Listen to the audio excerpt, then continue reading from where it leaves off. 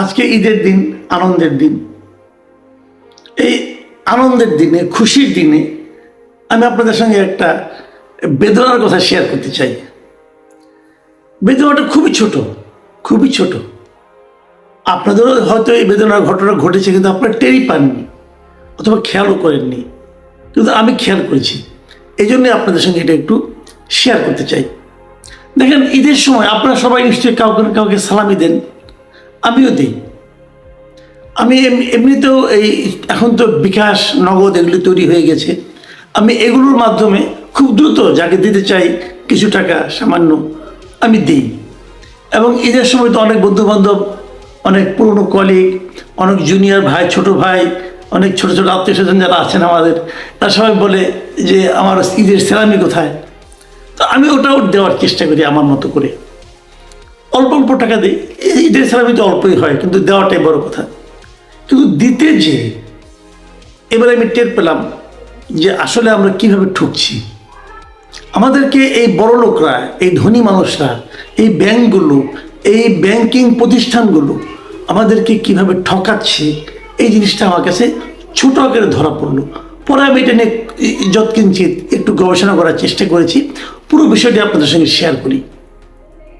যখন আমি কাউকে বিকাশে অথবা নগদে টাকা পাঠাতে গেলাম, যে দেখলাম যে আগেও এরম দেখেছি, আগেও এরম অনেককে প্রশ্ন করেছি, কোনো জবাব পাইনি। তবে এবার যেটা দেখলাম যে বিকাশে দেখি কি, আপনি যদি কাউকে 200 টাকা পাঠাতে যান, তারা সেখান থেকে 210 টাকা আপনার কাছ থেকে কেটে নেয়। ওই 10 টাকা কি তারা একটা চার্জ হিসেবে দেখায়। এটা কিসের চার্জ? এই জিনিসটা আমি বোঝার চেষ্টা করছি। দেখেন, আমি যখন আরেকজনকে বিকাশে পাঠাই, তাহলে কি হয়, বিকাশের আমার অ্যাকাউন্ট থেকে আরেকজনের বিকাশের অ্যাকাউন্টে টাকাটা ট্রান্সফার হয়ে যায়। সেখানে 10 টাকা আমার কাছ থেকে চার্জ আপনি কাটবেন কেন? আমি এটা বোঝার জন্য, ব্যাংকিং সিস্টেম, আমার তো ব্যাংকিংয়েও কিছু লেনদেন আমি করি, এক ব্যাংক থেকে আরেক ব্যাংকে পাঠাই, আবার একই ব্যাংকের মধ্যে পাঠাই। আমি দেখি, ধরা যাক আমার একটা ডাচ বাংলা একটা অ্যাকাউন্ট আছে, আমি যদি ডাচ বাংলার কোনো অ্যাকাউন্টধারীকে টাকাটা পাঠাই, ডাচ বাংলার যে কোনো একজন লোককে পাঠাই, টাকাটা তৎক্ষণাৎ সেখানে চলে যায়। এই জন্য আমাকে বাড়তি একটা পয়সাও দিতে হয় না। কোনো ব্যাংকে এই নিয়মটা নাই। আপনি যখন ইন্টার ব্যাংক, নিজের ব্যাংকে যখন আপনি টাকাটা লেনদেন করবেন, তা আপনাকে কোনো টাকা দিতে হবে না। কেন দিতে হয় না? তার কারণটা হলো, ওটা তো তেমন কিছু হয় না। ওটা তো জাস্ট একটা অ্যাকাউন্ট থেকে আরেকটা অ্যাকাউন্টে চলে যায়, নিজেরই ব্যাংকে, এবং সঙ্গে সঙ্গে চলে যায়। তাহলে যদি ব্যাংকে টাকাটা না নেয়, তাহলে বিকাশ অথবা নগদ কেন নেবে? এই জিনিসটা কিন্তু আমার প্রশ্ন আগেও ছিল। আমি আগেও অনেককে করেছিলাম, বিকাশে অনেক লোককে করেছিলাম, নগদের অনেক লোককে করেছিলাম, তারা আমাকে এগুলো সদুত্তর দিতে পারেন নাই। তো আমি যখন প্রশ্নটা করেছিলাম, আমি বিকাশে আজকে থেকে 2 সপ্তাহ আগে কথা বলতে পারি, আমি 1 সপ্তাহ আগের কথা বলি। 1 সপ্তাহ আগেও আমি একজনকে টাকা পাঠিয়েছি, তখন আমার কাছ থেকে 5 টাকা কেটেছে। ঈদের সময় পাঠাতে গিয়ে দেখি ওই 5 টাকা 10 টাকা হয়ে গেছে।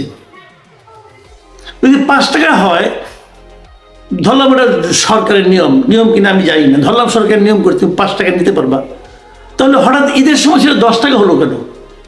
যদি 10 টাকা হয়, আপনি আমাকে জানাবেন না? গ্রাহককে জানাবেন না? আপনি গ্রাহকের কাছ থেকে যদি অতিরিক্ত টাকা কেটে নেন, আপনি গ্রাহককে ইনফর্ম করবেন না? আপনি ইচ্ছে হলে আপনি বাড়িয়ে দিলেন। এটা হয়? এটা হওয়া উচিত? আমি তো 5 টাকাতে আপত্তি। আপনি 5 টাকা করে কেন? 100 টাকার কম হলে আপনি নেন না, কিন্তু 100 টাকার বেশি হলে 5 টাকা। এটা যদি 20,000 টাকা হয়, তাও 5 টাকা, 25,000 টাকা হলো 5 টাকা। তার মানে এই চার্জটা কেন? তার মানে এক জায়গাতে এক জায়গায় যেটা যাচ্ছে, এখানে যে পরিশ্রম হচ্ছে, পরিশ্রম এটা তো কম্পিউটারের মাধ্যমে যায়। এবং এই সেবাটা দেবেন বলেই তো আমি কিন্তু হাজারে প্রায় 20 টাকার মতো কিন্তু ফি দিচ্ছি। মানে এই টাকাটা যখন আমি দিচ্ছি, ধরেন আমি একজনকে টাকা দিলাম, আমি দিলাম, আমি এক কাছে টাকা রাখলাম, মনে করেন এই 1,000 টাকা যখন আমি তুলতে যাব কোনো বিকাশ এজেন্টের কাছ থেকে, তখন কিন্তু আমাকে এর জন্য এই 1,000 টাকার জন্য প্রায় 18 টাকা প্লাস, মানে 20 টাকার মতো, প্রায় ওরা 20 টাকাই নেয়, এই ভাঙতি টাকা দেয় না কাউকে। 20 টাকার মতো তারা কিন্তু আমার কাছ থেকে নিয়ে নিচ্ছে। এটা কিন্তু ব্যাংকে হচ্ছে না। বুঝলাম এটা এজেন্ট আছে, এজেন্টের একটা খরচ আছে, এজেন্টকে একটা কমিশন দিতে হয়, আপনি আমার নেন, কোনো সমস্যা নেই। কিন্তু যখন আমি আমার অ্যাকাউন্ট থেকে আমার স্ত্রীর অ্যাকাউন্টে পাঠাবো, আমার অ্যাকাউন্ট থেকে অন্য কারো অ্যাকাউন্টে পাঠাবো, তখন আপনি টাকা নেবেন কেন 10 টাকা করে? যেটা এখন নিচ্ছেন। আবার 5 টাকা থেকে 10 টাকা আপনি জাম্প করলেন, কবে করলেন, কেন করলেন, সেটাও তো বললেন না। আপনি যখন ব্যাংকের মাধ্যমে, যখন আপনার ডাচ বাংলা ব্যাংকে অ্যাকাউন্ট আছে, আপনি ডাচ বাংলা ব্যাংকে কোনো বুথে যে টাকাটা উঠাতে যান, আপনি যত টাকাই তুলেন, যত টাকা আপনি লিমিট আছে আপনি তুলবেন, এর জন্য আপনাকে একটি পয়সাও দিতে হয় না। তো তারা তো এটিএম বুথগুলো বিভিন্ন জায়গায় বসায়, ব্যয়বহুল কিন্তু এই খরচটা তারা করছে কেন? যে তাদের সেবাটাকে বাড়ানোর জন্য। আর অনলাইনে কোনো তো নেই না, তাহলে বিকাশ কেন নেবে? আপনি বলবেন যে আমি 5 টাকা আর 10 টাকার জন্য এত ঝগড়া করতেছি, আমি আপনাকে হিসাবটা দিই, তাহলে বুঝবেন।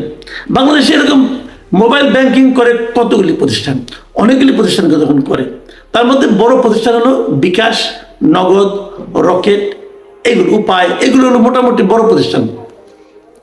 যত লোক আছে তার মধ্যে সবচেয়ে বেশি হলো বিকাশের। একটা হিসাব করে দেখা গেছে, এই 2025-এর কথা বলছি, আমি 1 বছর আগের কথা বলছি, আমার কাছে লেটেস্ট হিসাবটা নাই, আমি ওই হিসাবটাই বলি আপনাদেরকে। এই যে সব মিলিয়ে এই যে সেবাটা ব্যাংকিং, মোবাইল ব্যাংকিং সেবা, এখানে মোট গ্রাহক ছিল 23,93,299 জন তখন। এটা গত 2025-এর জানুয়ারি হিসাবে আমি দিচ্ছি, মানে এখন থেকে 1 বছর, প্রায় 1 বছর 2 মাস 3 মাসের হিসাব দিচ্ছি আমি। 23,93,00,000, মানে প্রায় 24 কোটি গ্রাহক ছিল বিভিন্ন জায়গায়। তো এটা কোনো ফিগারটাই এতটা আপনি গুরুত্ব হিসাব করতে পারবেন না, কারণ একই লোকের একাধিক। আমারই মনে করেন, আমারই আপনার এই আছে, এই বিকাশ আছে, তারপরে আপনার নগদ আছে, রকেট আছে, আমার নামে আছে, কাজে এক একজনের 3টা 4টা করে হয়। কিন্তু এর মধ্যে এই 23 কোটির মধ্যে সক্রিয় হিসাব, মানে যারা নাকি সবসময় ইউজ করে যে অ্যাকাউন্টগুলো, তার সংখ্যা ছিল 8,85,00,000। মাথায় রাখবেন, 8,85,00,000 লোক রেগুলার টাকা পয়সা পাঠায় এই অ্যাকাউন্টগুলোর মাধ্যমে। কত টাকা যায় জানেন? সিম্পল হিসাবটা আপনাদের এই জন্য বলতেছি, টাকাটা 1 টাকা 2 টাকা না, কত টাকা এখানে লেনদেন হয়। এই সময়ে বিকাশ এবং নগদে কত টাকা লেনদেন হয়েছে জানেন? আমি বলি আপনাকে, কেউ তো জমা দেয় বা কেউ উঠায়, দুটোই কিন্তু করে। আমি হিসাবটা দিচ্ছি আপনাকে। জমা দেওয়া হয়েছে 48,988 কোটি টাকা, এবং তোলা হয়েছে 55,507 কোটি টাকা। বলবেন তোলা বেশি হলো কেন? আর এটা তো আগের থেকে আসছে, তাই না? অনেকের টাকা হয়তো জমা ছিল, আগে থেকে জমা ছিল, ওখান থেকে উঠাইছে। তবে এটা আমার ইস্যু না, আমার ইস্যু হলো গ্রাহকরা নিজেদের মধ্যে লেনদেন করছে কত টাকা। এটা হলো সবচেয়ে জরুরি পয়েন্ট, কারণ ওখানে কিন্তু আপনি টাকাটা নিচ্ছেন আমার কাছ থেকে। গ্রাহকরা পরস্পরকে পাঠিয়েছেন 2025-এর জানুয়ারিতে 44,109 কোটি টাকা। ভাবুন, 44,109 কোটি টাকা তারা গ্রাহকরা নিজেদেরকে পাঠাচ্ছেন। আচ্ছা, তাহলে কতবারে পাঠাচ্ছেন এটা হিসেবে বাই করে আমরা একটা মোটামুটি ধরে নিলাম 99 টাকার কম, 99 কিংবা তার চেয়ে কম টাকা পাঠাইছে, ধরলাম 109 কোটি টাকা, তাহলে আমি রাউন্ড ফিগারটা পাই। তাহলে 44,000 কোটি টাকা যারা পাঠিয়েছেন তাদেরকে পে করতে হয়েছে। প্রতিবার কত করে পাঠাইছে? 100 টাকা হলেই 5 টাকা। আগে যেটা ছিলাম, আগের হিসাবটা বলছি, এটা ওই আগের হিসাব, যখন 5 টাকা ছিল তখনকার হিসাব। 100 টাকা হলেই 5 টাকা। তাহলে আমি ধরে নিচ্ছি এটা অ্যাভারেজ, কেউ 100 পাঠায়, 200 পাঠায়, আমি একটু বেশি ধরে নিচ্ছি, আমি একটা অ্যাভারেজ ধরে নিচ্ছি 1000। সবাই 1000 টাকা করে পাঠাইছে। যদি 1000 টাকা করে পাঠায়, তাহলে কত লোক পাঠাইছে? সেটা হয় 44 কোটি বার, মানে 44 কোটি বার গ্রাহকরা টাকাটা লেনদেন করছে। মানে এই 44 কোটি বার প্রত্যেকে 5 টাকা করে দিয়েছে। 44 কোটি বার যদি 5 টাকা করে দেয়, এই 44 কোটির মধ্যে কিন্তু 80% হলো বিকাশের। আমাদের গ্রাহকের যে রেশিও, আমি বিকাশের হিসাবটা করছি, 80% বিকাশের। যদি 80% বিকাশের হয়, তাহলে বিকাশের গ্রাহকরা 35 কোটি বার কিন্তু এই চার্জ দিয়েছে 5 টাকা করে। যদি 35 কোটি টাকা করে 5 টাকা করে চার্জ দেয়, তাহলে বিকাশ প্রতি মাসে 175 কোটি টাকা কেবল চার্জ হিসাবে নিয়েছে। 175 কোটি টাকা তারা চার্জ হিসেবে নিয়েছে। ভাবুন একবার, প্রতি মাসে, তার মানে প্রতিদিন তারা 6 কোটি টাকা চার্জ হিসাবে পেয়েছে। অনেক দিন ধরে, গত কয়েক বছর ধরে তারা পেয়ে আসতেছে প্রতিদিন 6 কোটি টাকা বিকাশের লাভ। যে লাভটা তাদের জন্য নেওয়া অনৈতিক, নেওয়া উচিত না, তারা নিচ্ছে। নগদ আগে নিত না, কিন্তু এখন নগদও 5 টাকা করে নেয়। এবং আমি যদি নগদে যদি 20% ধরি, ওদের চেয়ে যদি আমি অর্ধেক ধরি, কমাই ধরি, তাহলে দেখা যাবে কি নগদও প্রতিদিন 1.5 কোটি টাকা করে লাভ করেছে। আমার আপনার পকেট থেকে প্রতিদিন নগদ 1.5 কোটি টাকা নিয়ে নিচ্ছে, আর বিকাশ নিয়ে নিচ্ছে 6 কোটি টাকা করে। এটা কিন্তু 5 টাকা হিসেবে আমি বলছি। আর যদি 10 টাকা হয়, ডাবল হয়ে যাবে। ঈদের সময় তো এমনিতে বেশি হয়, ঈদের সময় কিন্তু লেনদেনটা বেশি হয়, এটা ওরাও বলে ঈদের সময় লেনদেন খুব বেশি হয়। তাহলে ঈদের সময় লেনদেন যদি বেশি হয়ে থাকে, তাহলে প্রতিদিন তারা কিন্তু 6 কোটি বা যে 6 কোটি টাকা বেশি নিয়েছে তার ডাবল, প্রায় ধরলাম 10 কোটি টাকা হয়, এবং সেটা যদি আবার ডাবল চার্জ হয়, 5 টাকা জায়গায় 10 টাকা হয়, তাহলে তারা প্রতিদিন 20 কোটি টাকা করে লাভ করেছে বিকাশ আমাদের কাছ থেকে প্রতিদিন। বাদ দেন 10 টাকা হিসাবে রাখি না, আমি মনে করি 5 টাকা করেই থাকুক। যদি আমরা যদি সব মিলে সবগুলি অপারেটর মিলে যদি হিসাব করি, তাহলে দেখা যাবে যে বিকাশ, নগদ সহ আর যারা আছে এরা সবাই মিলে বছরে সাধারণ মানুষের কাছ থেকে এই মানে সেন্ড করার জন্য যে চার্জ, মানি সেন্ডের জন্য যে চার্জ যে নিচ্ছি, সেই টাকা নিচ্ছে 2,500 কোটি টাকা প্রতি বছর। 2,500 কোটি টাকা ওরা মুফতে নিয়ে নিচ্ছে আমাদের কাছ থেকে। কেন? এই প্রশ্নটা কেউ করে না কেন? আপনার গায়ে লাগে না? আপনি বললেন 5 টাকায় দিলাম, আমারও গায়ে লাগে না, 5 টাকায় দিলাম। কিন্তু এই 5 টাকা করে ওরা যে বছরে 2,500 কোটি টাকা আমার আপনার কাছ থেকে নিয়ে নিচ্ছে, একবার খেয়াল করেছেন কেন নিচ্ছে? এটা দেখার কেউ নেই এই দেশে। এটা দেখার জন্য বাংলাদেশ ব্যাংক আছে, তাদের কাছ থেকে অনুমতি নিয়েছে। বাংলাদেশ ব্যাংক এই অনুমতিটা দিয়েছে 2000, এইভাবে দেয়নি। তারা কিন্তু 5 টাকা এই আপনার টাকা পাঠানোর জন্য চার্জ হিসেবে কিন্তু দেয়নি। তারা একটা রেট বেঁধে দিয়েছে যে এটার জন্য তুমি কত টাকা নিতে পারো, সে টাকাটা কিন্তু আমরা দেই। আমরা যখন ওই যে 18 টাকা সামথিং দিচ্ছি, মানে প্রায় 1020 টাকা দিচ্ছি, ওইটাই তো আমরা দিচ্ছি, আমরা তো দিচ্ছি ওখানে। তো আবার এই সেন্ড মানি কেন নেবেন? সেন্ড মানি আপনি 4 টাকা নেবেন। বিকাশ দেখেন চমৎকার একটা বিজ্ঞাপন দেয় কিন্তু, যে 5টা প্রিয় গ্রাহকের জন্য কোনো সেন্ড মানি নাই। বিশাল বিজ্ঞাপন। অর্থটা কি? অর্থটা হলো আপনি 5 জন ব্যক্তিকে মাসে 25,000 টাকা পাঠাতে পারবেন, তখন আপনার কাছ থেকে 5 টাকা কাটবে না, আর বাকিদের কাছ থেকে কাটবে। তো 5টা প্রিয় নম্বর আগে আপনাকে সেভ করতে হবে, যে 5টা নাম্বার আমি দিচ্ছি, মানে সে আপনার কাছ থেকে নিচ্ছে হাজার কোটি টাকা, ছাড় দিচ্ছে সামান্য। তো এটা একটা শুভঙ্করের ফাঁকি।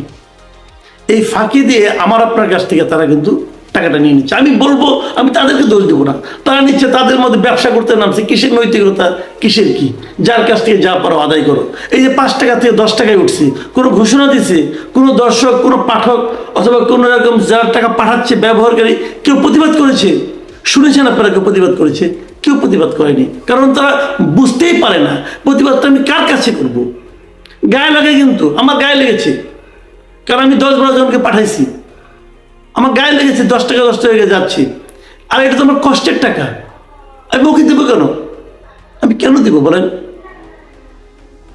এটা দেখার দায়িত্ব ছিল বাংলাদেশ ব্যাংকের। তারা দেখে না কেন?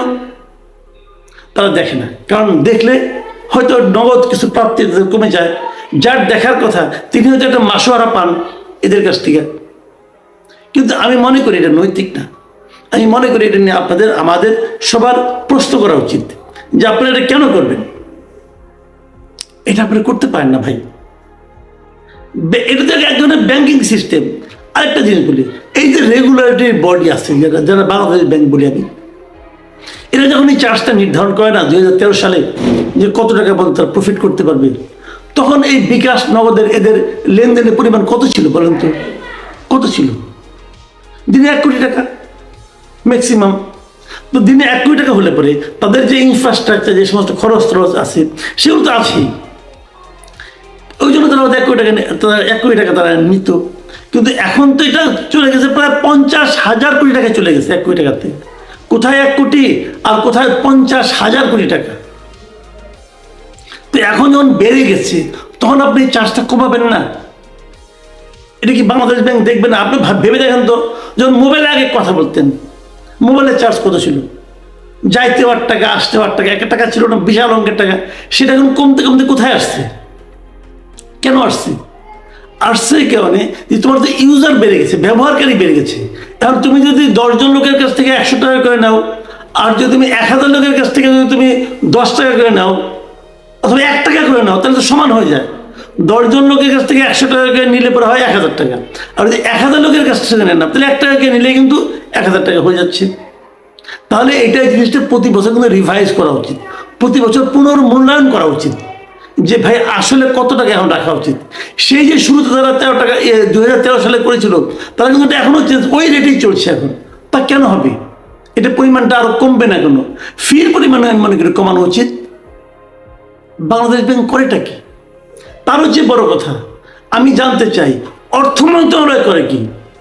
অর্থ মন্ত্রণালয় তো মহান অর্থমন্ত্রী আমাদের, উনি তো এক ব্যবসায়ীকে, গার্মেন্টস ব্যবসায়ীকে বাংলাদেশ ব্যাংকের গভর্নর বানাইছেন।